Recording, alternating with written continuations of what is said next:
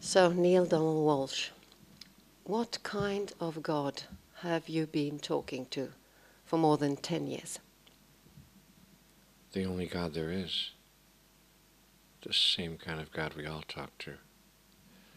The word God is so misunderstood, and therefore it's very misused by human beings. And I think that God is love. I hate to be so trite, I hate to be so predictable, but I think that God is simply love and life. The word life is what God is for me. So I guess I've been talking to that aspect of divinity or eternity that we call divine wisdom and divine love and life itself. This much I know, the God that I talk to is not angry or violent or punitive or punishing in any way. Very gentle, sweet, loving, embracing, accepting, and empowering kind of God. Is this voice in some way connected to what we know as intuition? Yes, and not just intuition, but every other wonderful serendipity of life, intuition and coincidence and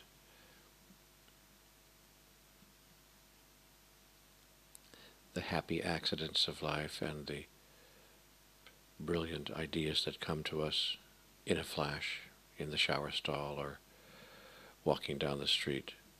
That whole process of creation, really. Intuition is simply a part of creation, and so I think the voice is tied to the energy of life that we call creation.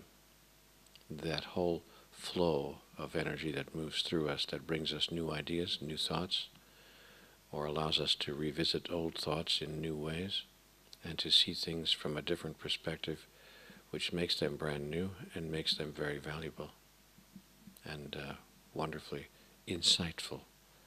So yes, it's the voice of intuition, it's the voice of creativity, it's the voice of wisdom, it's the voice of happy accident that really is no accident at all. So if I try this, how can I know that this voice is not my fantasy, it's not my It is thoughts? your fantasy. God is your highest fantasy. So that's the problem. People keep trying to separate themselves from God. How can I know that this is not me? And God keeps on saying over and over again, wait a minute, the whole message is that this is you. And you keep on trying to say, how can I know this is not me? It's not just me. But it is just you. But just you is enormous. It's huge. It includes all that God is. And that's the one thought that many human beings have a very difficult time embracing and accepting. So I never think to myself, how can I make sure this is not just me? In fact, I say just the opposite. This is just me.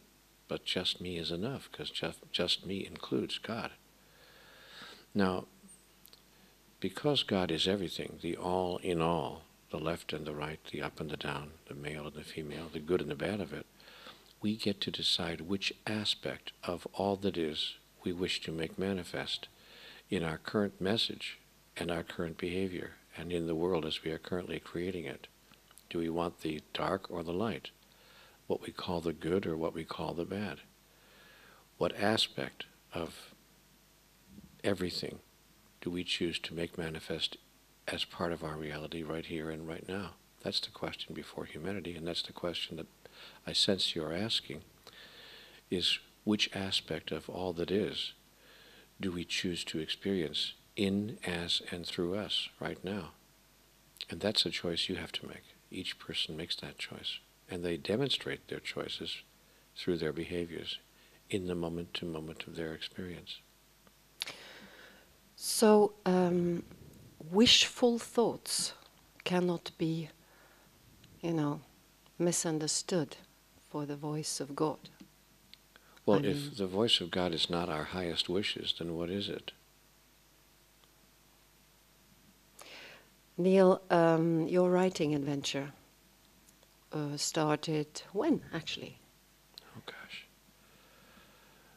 I think it was 1998, 1997. I've lost track now of when that began.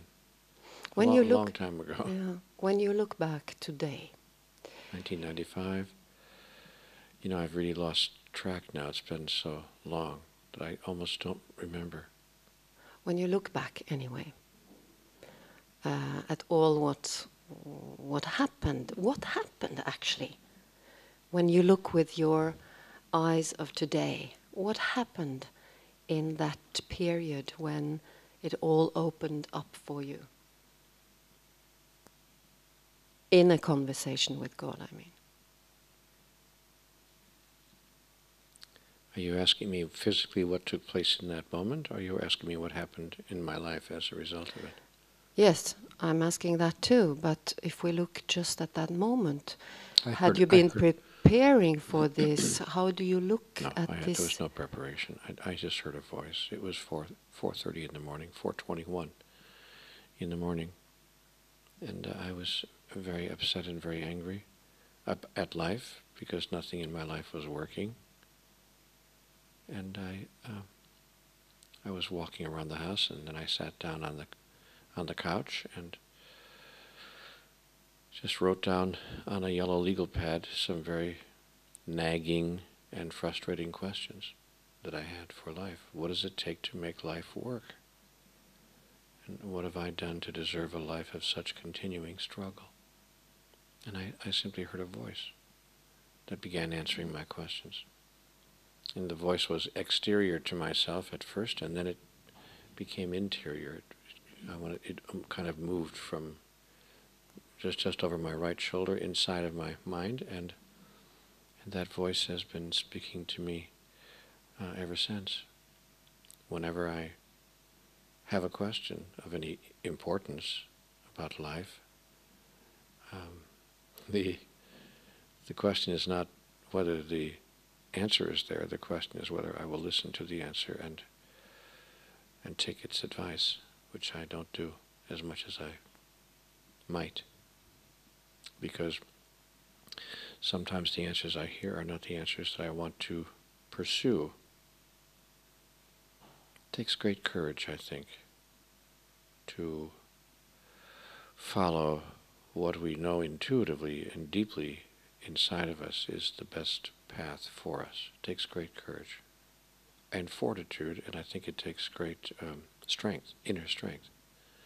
From the small things like, should I take that donut? And your voice says, no, that wouldn't be good. You've had 3 already in the past 2 days. How about 1 day without sugar for breakfast? And you decide you want it anyway, so you'd override, hit override, and override the voice. 2 large decisions. Should I marry that person? Should I take this job? Should I move to this place in the world? What should be my next experience? What should be my next mission, if you please?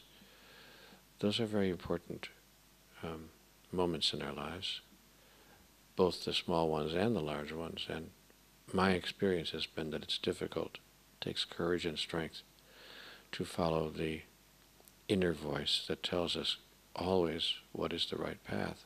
I shouldn't say the right path, because there's no wrong path, but what is the path that will get us where we hope to go, where the soul seeks to take us in the shortest amount of time. So did you manage then, if this is quite difficult to do, to listen, you managed to listen deeply? Well, Was that what happened? It's easy for me to listen to the voice once speaking generally in terms of life and how it could be. It becomes more challenging when it talks to me directly about myself and what I might do in order to speed up my own evolution. That's when it becomes difficult. I have no problem hearing the insights and hearing the wisdoms. I have no problem understanding what's being said to me and acting on it when it involves broad generalities about how humanity might best conduct its affairs. But when the voice becomes case-specific, when it is directing its attention and its focus specifically on me and my own behaviors, it's another matter. And so I understand the problem humanity has with correcting its course, because course correction takes place in the smallest moments of our life, not in the largest. Should I have that cigarette? Should I have that steak? Should I speak these words to my spouse? Should I make this decision? Should I have that affair? Should I have that donut? It's a very small choices, relatively speaking. And that's where it becomes, I think, a challenge for most people. It certainly does for me, because I'm more likely to be self-indulgent rather than take the path that would represent my highest choice and my highest potential. But then what you did, that maybe other people, some other may do that, but what you did specifically was to write this dialogue down on a piece of paper. Endlessly fascinating to me. I didn't write it down to write a book. It never occurred to me that it would be a book. It never occurred to me that anyone else would ever see it. I wrote it down because what I was experiencing in my dialogue was utterly fascinating to me, and I did not want to miss it. I did not want to forget what I had experienced. It's that frustrating feeling like when you have a wonderful dream and you wake up and then you try to remember it a few hours later and you can't remember it for anything. You just know that you've had a wonderful dream, and somebody says, well, what was it about? And you go, no, I wish I had written it down, because I can't remember it. All I remember is I woke up feeling wonderful, and I can't recall the details of that dream. Well, I was absolutely determined that I was not going to have that experience with this encounter, and so I wrote everything down, everything that I was experiencing, so that I would not lose it in my memory. And the result of that was I wound up with many, many pages, many hundreds of pages of handwritten notes of what had been said and what had occurred. And in the middle of that inner dialogue that I was having, I was told this will one day become a book. And I sent it to a publisher because I wanted to test that. That felt like an interesting thing to be told and a very interesting thing to test. It was a way for me to judge the veracity and the accuracy of what was happening. Because I knew that the chances of these handwritten notes turning into a book that would actually be published and distributed were 1 in a million. You know, publishers, as you know, receive 40 and 50 manuscripts a week, and maybe 10 or 20 a day. And those are the small publishers. The big ones get 10 or 20 an hour. And very, very few of those manuscripts ever become published books. And I knew that. I wasn't naive about such things. So I thought, well, you know, I'll type up these notes and we'll see if this really will become a book.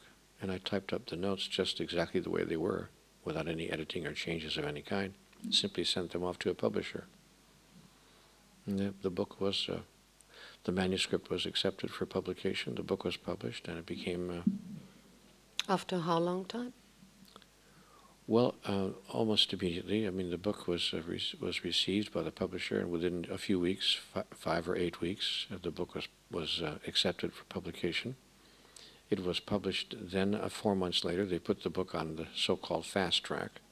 They told us that they thought it was a very important book, and they wanted to get it out quickly, so they put the book out very, very rapidly, within, I think, 3 months, 12 weeks after we signed the contract. And the book became an instant bestseller rather quickly, within 5 weeks after it was released. And it's selling to this day, actually. That first book continues to sell to this moment around the world. It's been translated now to 37 languages, and it's sold in excess of 7 million copies. But you already had, Neale, a relationship with writing. Yes, that was my tool of communication. And I think that when God communicates with us or interacts with us, I think that God uses our natural talents, our natural proclivities, who we are, moves through us in that way. So I think that if God were talking to Mozart, probably would inspire Mozart to write heavenly music.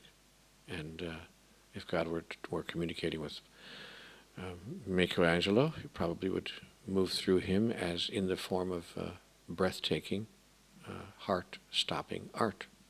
So your relationship... In my case, it was writing, because I had been a writer, I had been a journalist, and so I was comfortable in that particular medium. I was comfortable in that form of expression. So that's how God moved through me. I think God moves through all of us, as I just said, in the way that's most comfortable for us to receive him. Did you also have a relationship with the spiritual field? I mean, did you have a spiritual curiosity already? Yeah, I did. From the time I was very small, from the time that I was 7 or 8 years old, I had a deep curiosity and a deep interest and almost a deep love, one might say, for God. Don't know where that came from, but I guess I do. I think I got it from my parents, actually, from my mother. But also part of it, I think, was, could I say, naturally present inside of me. And so from the time I was a very young boy, I was interested in and wanting to know more about this thing called God and life itself, and for that matter, death. I always had a deep interest and curiosity about the death experience. So I guess all my life I've wanted to know what's going on. What is this whole process? I have felt, I must say, for much of my life, as if I had come to this planet from somewhere else in the universe, from somewhere else in the galaxy, and wondering what is happening here. Why are people acting like this? Why are people acting like this? I don't understand. Have you met many people that have this kind of questions? I've one that you said now. I've met many people that have these questions. I have not met many that have the answers. So, what were the things that surprised you when this, in a very quick way, became a bestseller? Well, the fact that it became a bestseller, number one, was a surprise. I mean, at one level. At another level, I fully expected it. Mm-hmm. But at the human level, I was pretty shocked that anyone would buy it or read it, much less recommend it to others. And it was being recommended to others at a maddening pace. People were telling other people who were telling other people, and that's how a book winds up selling 1 million copies in a very short period of time. So the fact that it was a bestseller was a surprise. The fact that people were taking it seriously. It was also a shock to my internal systems, because I realized that I was now going to be held responsible for what had been written. I mean, began to receive letters from people. I think that's what shocked me the most after the fact that it was even a bestseller, was that people were taking it so seriously. I was getting letters from people all over the world saying that this book has changed my life. This book has touched me so deeply. This book has altered my entire perception of reality. This book is now my Bible, which I do not encourage, by the way. I discourage, but I was getting those kinds of letters. And I think that shocked me. It doesn't shock me anymore, because I now understand, although I did not understand at the outset, that this message was never meant for me alone, that it was always intended for the world entire. I was merely being used as an instrument through which it might be brought to humanity. I believe these books will live for 50, 100, maybe 200 years after I'm gone. I'm absolutely sure of that. So do you mean that quite quickly you understood actually that this was not only one book but a series of books. Is that what you mean? Well, I knew at the outset, toward the end of my initial encounters, that there would be more occurring. It felt at first that there would be 3 books, and I was in fact told that there would be 3 books, and that actually constituted the original trilogy, Conversations with God, books 1, 2, and 3. But when the 3rd book was finished, I wasn't finished with the conversation. Mm. And so I wrote another book quite spontaneously, a book I wrote in response to people's questions, because the question I got from people all over the world was, what is this like on a personal level, and tell us more about your personal story. The first 3 books had nothing, very little of my personal story. So I wrote an autobiographical book, really, a book about my life and how this all fit in, and how one could have the kind of close relationship with God that I seem to have had developed. And I call that book Friendship with God. And that book was written quite spontaneously after the third book of the trilogy. And when I finished that book, I realized that there were still questions left unanswered, like I understand how one has a friendship with God, but how does one develop that friendship so fully that it becomes more of a marriage? And then I realized, and I was told actually by God, that this is how the relationship with God works, just like relationships with human beings work. First, it starts off as a conversation. We simply connect and begin talking to each other. If the conversation goes well, we wind up with a friendship, and we move to the next level, a deeper level of connection. And if the friendship goes well, and we both benefit from that friendship, then we have a romance, or what one might call an experience of communion with each other, an experience of oneness. We go to the highest level of human interaction, which is that we become intimate with each other. We become one with each other. And the same thing was happening in my relationship with God.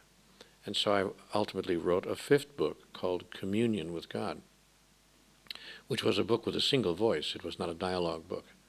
Because the book was called Communion with God, it was a single one-voice book, coming from the voice of God, me, or me, God, that the 2 voices had become one. And it was an extraordinary piece of spiritual literature that explained the 10 illusions of humans and the entire cosmology of all of life.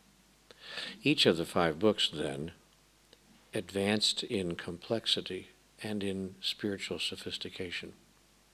If the 5th book had been written first, I doubt if it would have been read or accepted, because it's very, very elevated and sophisticated in its spiritual outlook. But it wasn't written first, it was written 5th, and I think for a reason. So I see a progression as well through the years in terms of the communication that's being brought to all of us.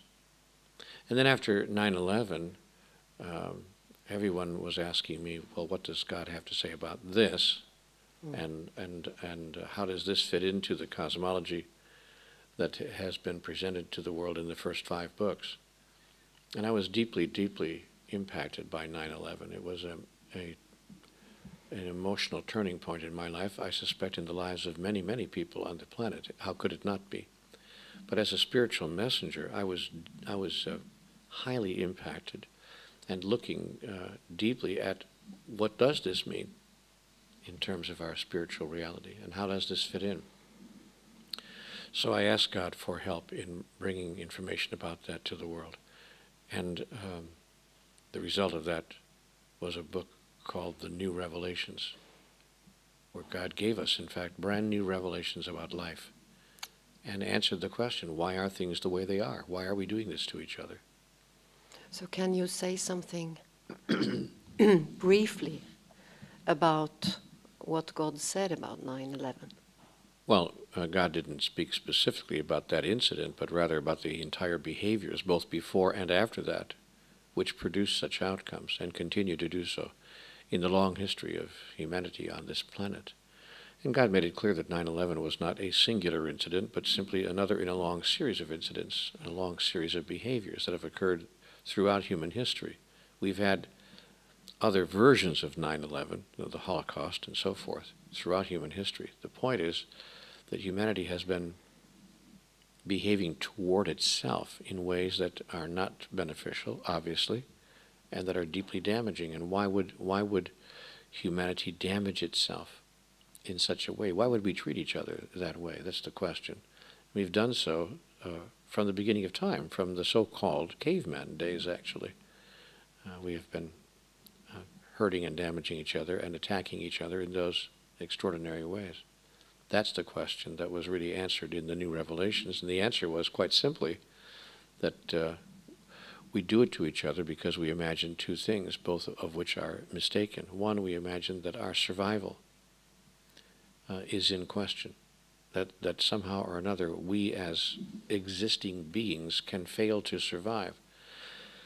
And so in our desperate attempt to ensure our survival, at least for as long as we can, we attack each other when we imagine that another person or another group of people is threatening our survival. As soon as we understand that we cannot be hurt or damaged in any way, as soon as we're clear that our survival is never at question, then there's no need to defend ourselves ever again, and therefore no need to attack.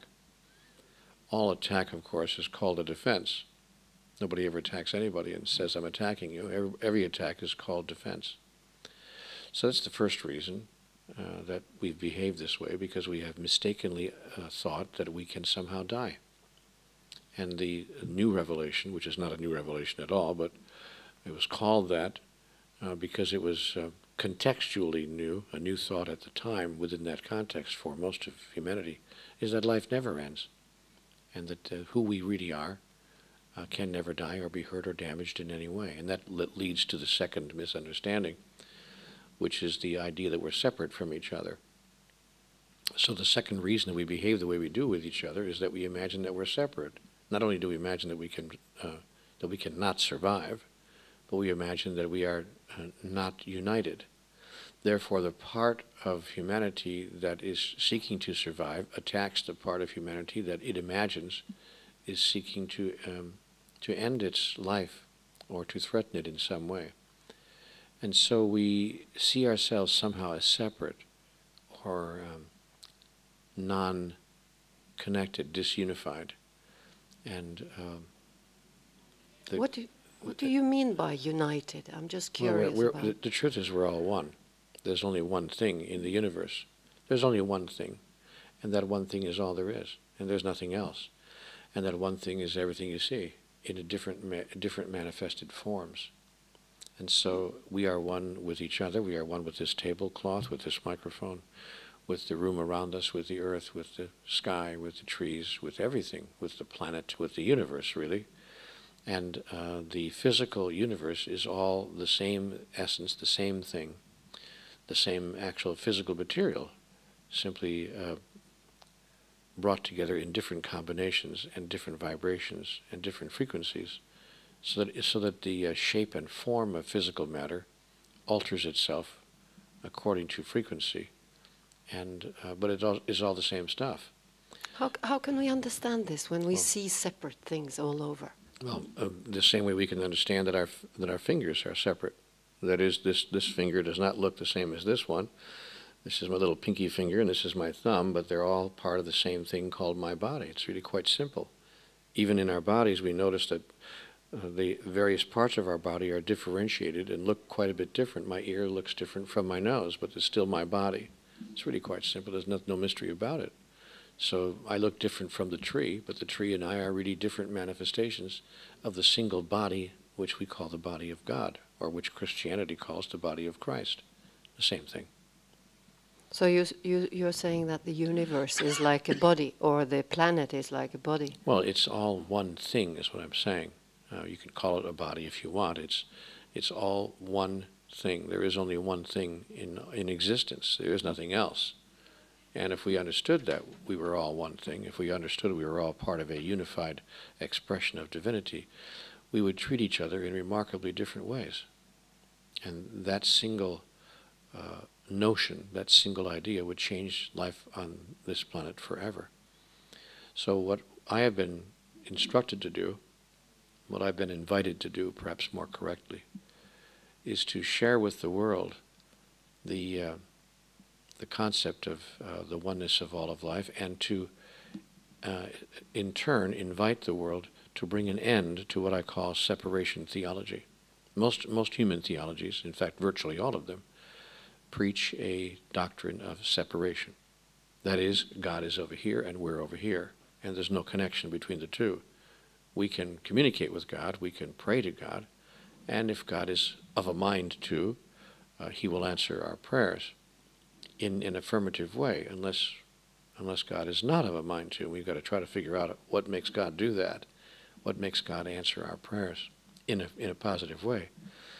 So it's been a great mystery, but all the religions teach that there is a separation between God and us. This separation theology spills over into every other aspect of human life. We have separation governance, separation politics, separation economics, separation education. Everything that we do, in fact, our whole social system and all of our social mores and all of our social structures are based on the idea that you're over there and I'm over here. And that's not true. It is true that you're there and I'm here, but it's not true that we're separate. We're simply individuated. We're simply individualized. But we are individualized aspects of the same single thing, the only thing that there is. And therefore we are really one in a very real sense, not cosmetically or theoretically, but actually. But do you think this has to do with the fact that what we see is this, that you are sitting over there, I'm sitting over here, and he's over there? So that we believe only in what we see? Well, or sense with our five senses? It has often been declared that seeing is believing, but what God says is that believing is seeing. That what you believe, you will see. So if you believe we're all one, you suddenly see oneness wherever you look. So the process is in reverse. Most people do see things and then believe what they're seeing. So they're believing in an illusion. It's all an illusion. Communion with God explains that very clearly, that life as we have created it is an illusion. And we are like magicians who have forgotten our own tricks. We've pulled a rabbit out of a hat and now we think we actually did that. We think it's real. We're like a magician who has forgotten how he's done his own tricks. And we have produced some amazing tricks in this experience called life, and now we believe in our own magic. We're like Alice in Wonderland, who's fallen down the rabbit hole, and she swears that what is so is not so, and that what is not so is so. Back to your personal experience, Neale, because I'm really curious what this experience, deep experience, and all this adventure, what way this has had an impact on your personal life. How can you see that you have changed? I don't really think my personal life is really very important to all of this, and it's remarkably irrelevant to the subject. But I'll answer your question. My life has, of course, changed. I feel more at peace. I feel more understanding. I feel more aware. I feel more empowered. I feel more loving in my life, except when I don't. Except when I forget, or don't believe, or don't act on what I imagine myself to know. But in that regard, I'm no different from any other person. And in my personal life, I am remarkably similar to everybody else around me and everybody else on the planet. People keep trying to make me different, as if I'm somehow different from everyone else. And the truth is I'm not. And anyone who knows me personally knows very, very well that I'm just an ordinary person. And I continue to act like an ordinary person. I don't walk around on water or act very wisely sometimes. I'm pretty caught up in the illusion like the rest of us, except when I'm not. And so I think what's changed in my life probably is that the amount of time that I'm stuck in the illusion is probably less now than it used to be, because I know too much. It's very difficult for me to stay in there when I've looked at the back of the book and I've looked at the answers. But because what I think when I read your books is that, well, if I am supposed to have a conversation similar like this, I must also be a special person. Everyone is special. That's the point I'm making here. There's no one who's not special. And most people don't understand that. So most people want to make that person over there special and that person over there special, but not themselves. Jesus said, I and the Father are one and we are brothers. Jesus said, why are you so amazed? These things and more shall you do also. And we have rejected that notion. No, it's about Jesus, or it's about Muhammad, or it's about Moses, or it's about somebody, anybody other than me. And God's message is exactly the reverse of that. So we're all special. There's nobody who's not special.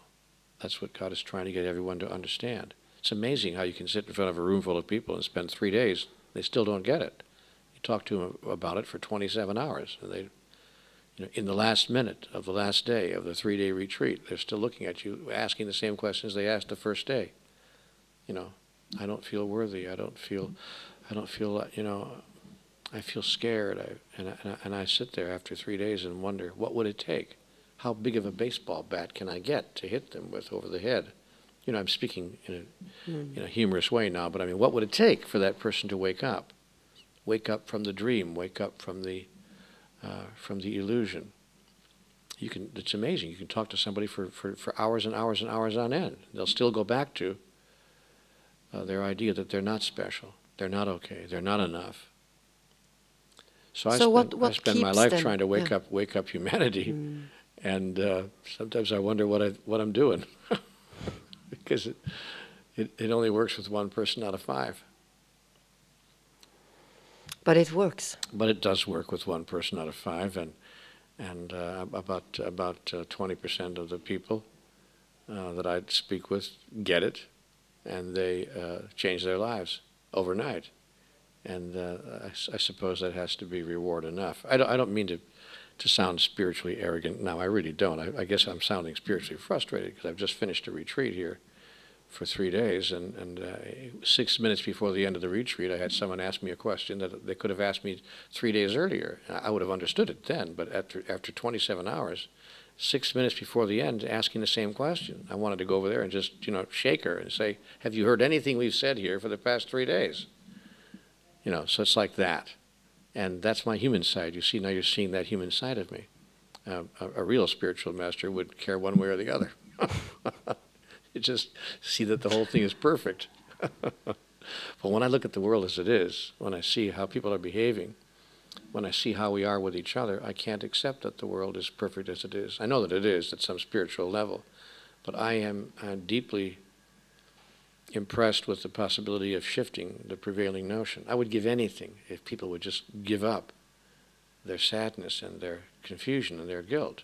But they don't. They hang on to it because it's like, my badge. Don't take this away from me. This is my sadness and my guilt and my fear and my confusion. This is my badge. This is my shield. This is how I protect myself. And if you take all that away from me, then I'm suddenly responsible for myself at a very high level, and responsible for the world around me as well.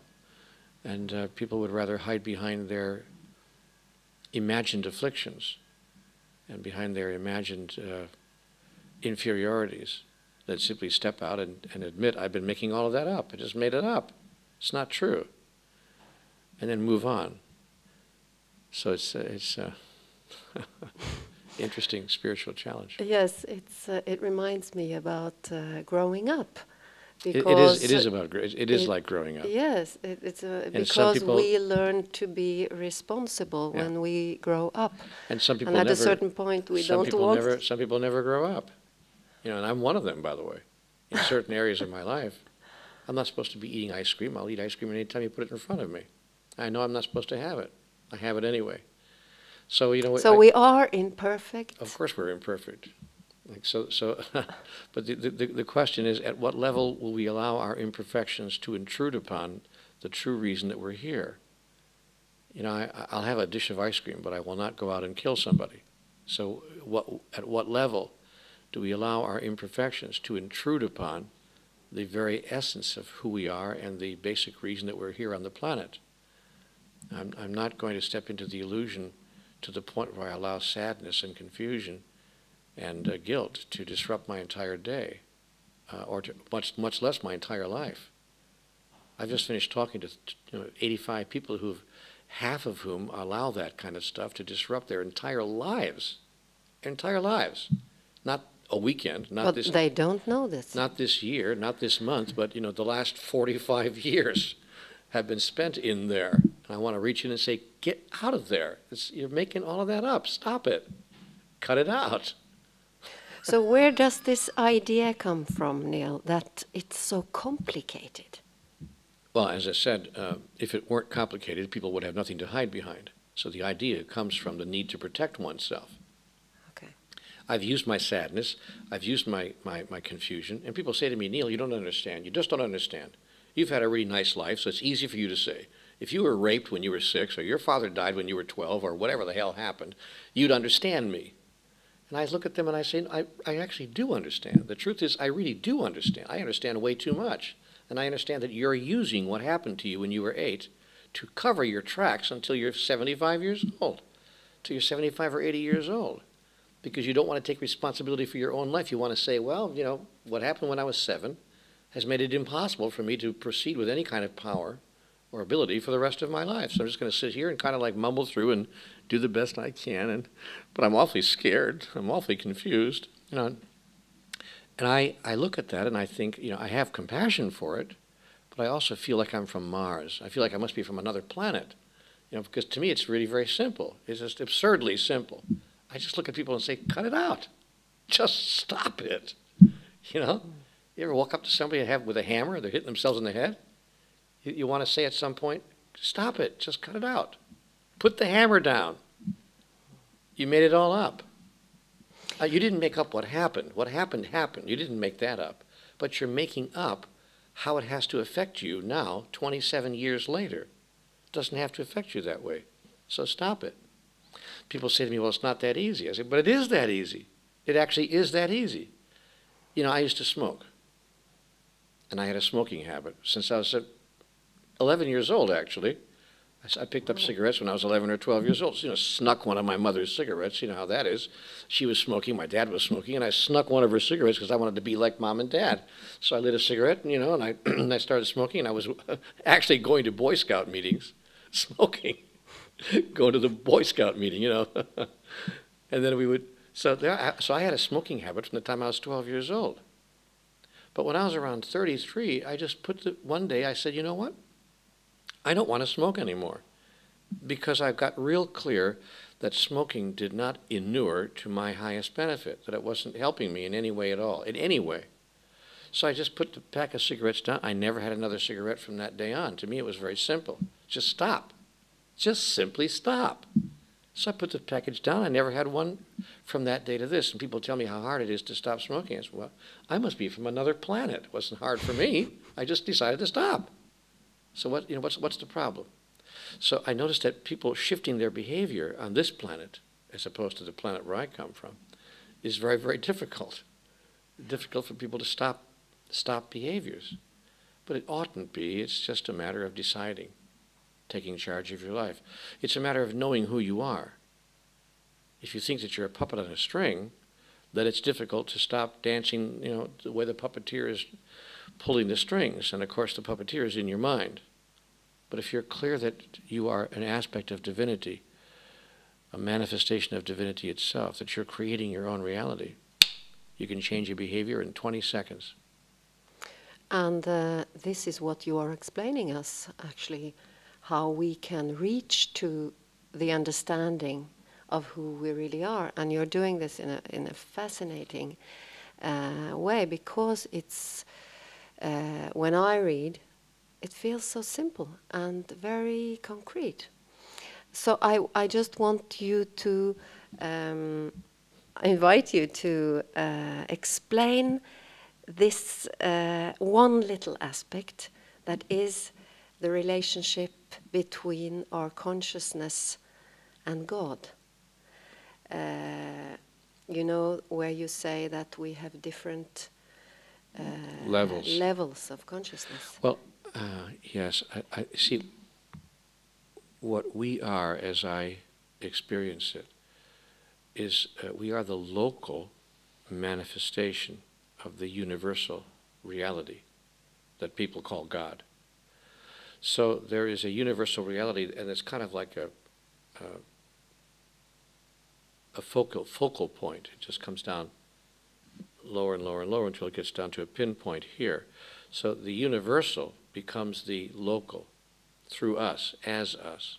The universal becomes local as the flower, the roses outside, the tree, and everything that we see. So the universal essence that we call God manifests itself in localized form, and we can go backward up that path in consciousness. That is, in our local form, we have a very present, local, here and now consciousness and awareness. What I call a plane of awareness, in which we exist and have our being most of the time. So there is this part of humanity, this part of divinity. There is this part of the universal essence called Neale Donald Walsch, and he's right here, right now, at this plane of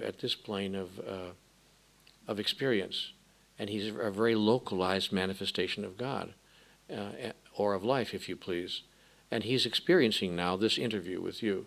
But there's another part of me. There's another part of my consciousness, one level back, which is watching how I'm doing this interview. That part of me is making judgments and observations all the time. For instance, a minute ago, when I started getting very passionate about why don't people just stop it, I heard my inner voice saying, "You're coming off way too strident.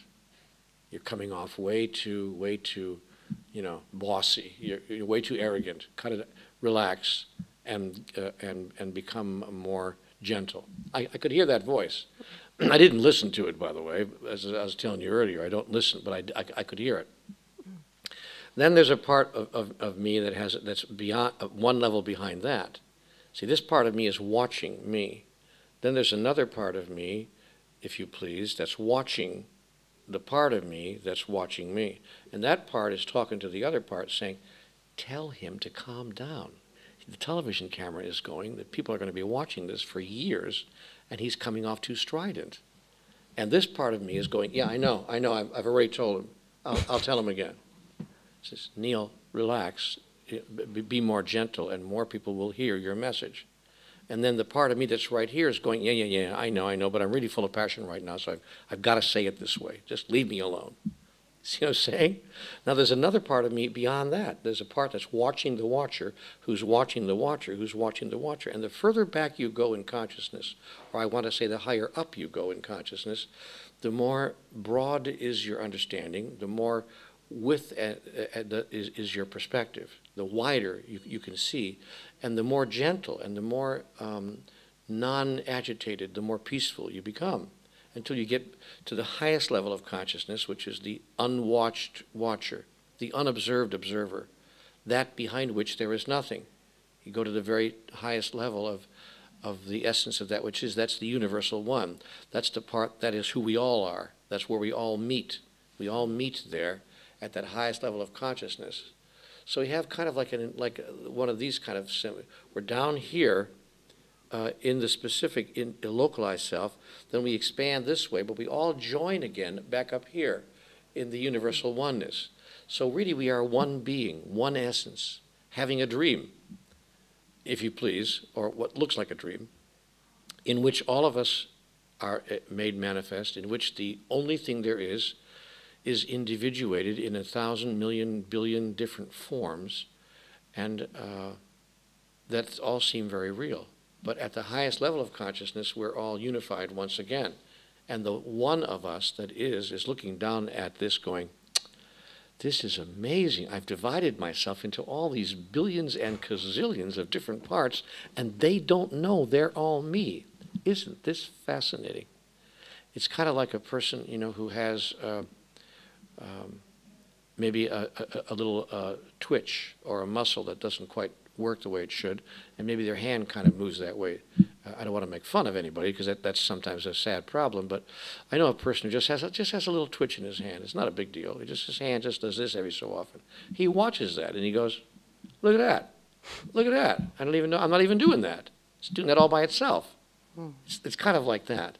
So God's watching us do all these things going, would you look at that? These guys are actually afraid. They're actually confused. They're actually guilty. They feel guilty. And they're making it all up.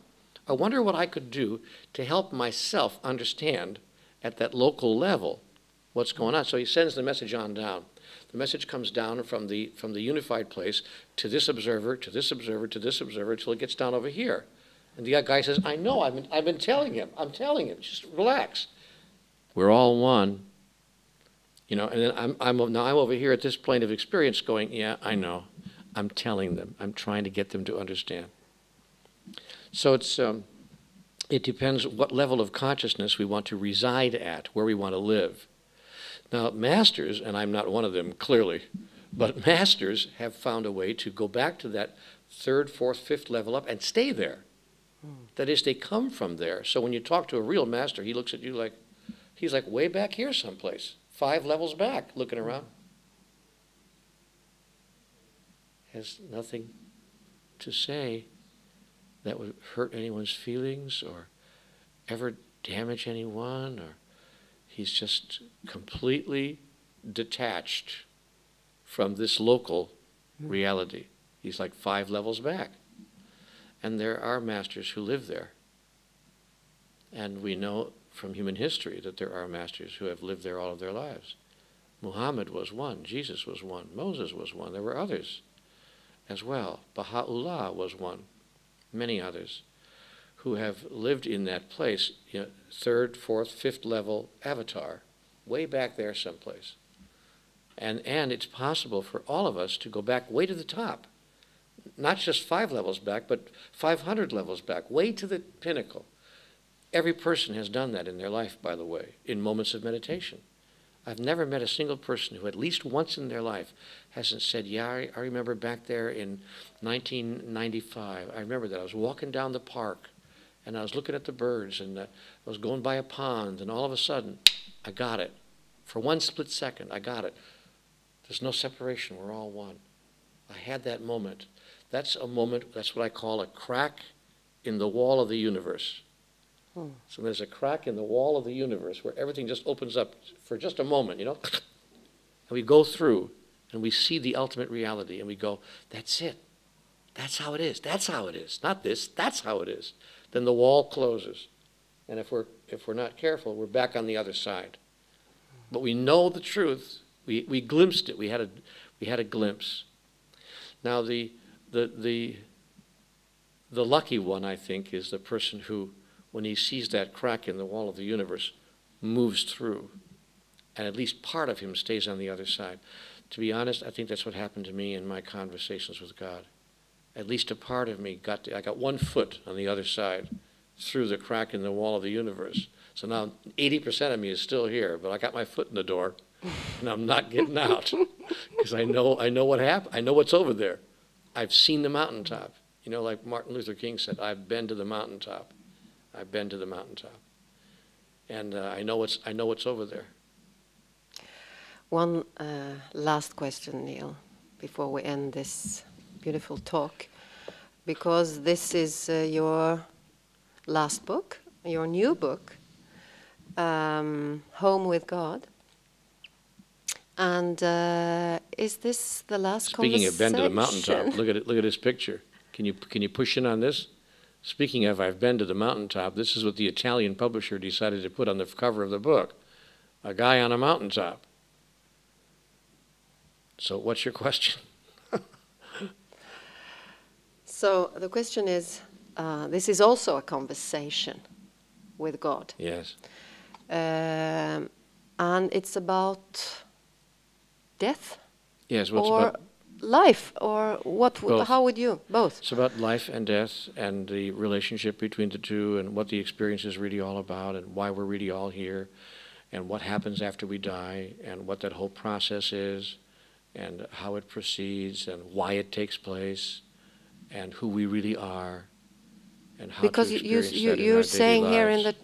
in the title that in a life that never ends. Life doesn't ever end. Life is a continuous experience in the everlasting moment of now. And that's what's true. And you end the conversation with God here? You end your writing here, or do you continue? Well, I don't end my writing here, but I end my conversation, my public conversation here. I've written 10 books in the Conversations with God series, and frankly, I think I've said quite enough. And it's now time to give the stage to someone else, and to let someone else step up, and others will. Because if I continue to say, if I continue to speak in this form, pretty soon I will, what they say in the sales business, sell past the close. I don't want to sell past the close. A salesman will tell you when you've made the sale, stop talking. Don't sell past the close. When you've closed the sale, shut up. So I think I've closed the sale here with these 10 books. I've made my pitch, my sales pitch to humanity. I'm selling God here, and I think I've stated my case, and I don't want to sell past the close. So it's time for me to stop now and to give someone else a chance to get on stage and have their say. I've written 10 books, as I said, in this series over a period of 10 years. That's 1 book a year, and that's sufficient. If the world doesn't understand after reading these 10 books, then they're not going to understand from me. They're going to have to get it from some other source. Some people read only 1 book and got it completely, and some people read 4 or 5 and got it, and some people have read all 10 and they're still sitting in their seats going, I don't understand. So it's time for me to retire? Not retire, but stop this and maybe work in some other way to share what I've already said. But there's nothing to add to the message. The message is complete. These 10 books say it all, really, and there's nothing more to say. I'm only grateful that I've had the opportunity to bring this information through. I'm deeply grateful. And we are grateful to you. Thank you, You're Neale welcome. Donald Walsch. You're welcome.